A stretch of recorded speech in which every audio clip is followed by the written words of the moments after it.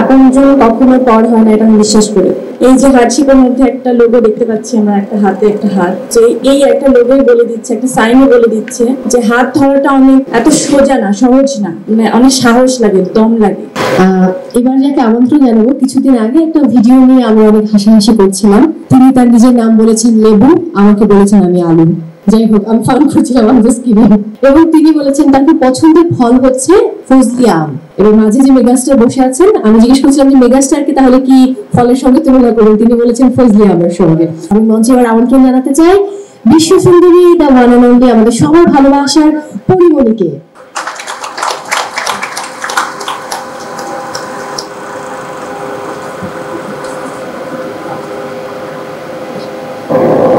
আসসালামু আলাইকুম। আমরা আসলে এখানে যারা আছি সবাই সবার আপনজন। আপনজন কখনো পর হয় না, এটা আমি বিশ্বাস করি, মনে প্রাণে বিশ্বাস করি। আর রিমার্ক যখন এই যে হার্টশেপের মধ্যে একটা লোগো দেখতে পাচ্ছি আমরা, একটা হাতে একটা হাত, তো এই একটা লোগোই বলে দিচ্ছে, একটা সাইনও বলে দিচ্ছে যে হাত ধরাটা অনেক এত সোজা না, সহজ না, যে অনেক সাহস লাগে, দম লাগে।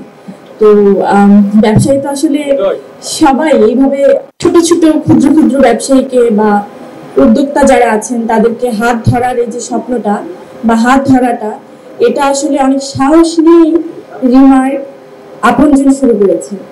আর এই আপনজন পরিবারের মধ্যে আমি একজন আপনজন।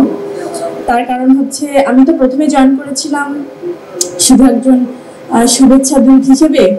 তারপরে আমার মনে হলো যে এটা কখন ফিল করলাম, কিভাবে ফিল করলাম জানি না, কাজ করতে করতে আমার এখন মনে হয় না যে আমি পরিবারে জাস্ট কাজ করছি, একজন মডেল, একজন শুভেচ্ছা দূত, এরকম আমার কোনো কিছু মনে হয় না।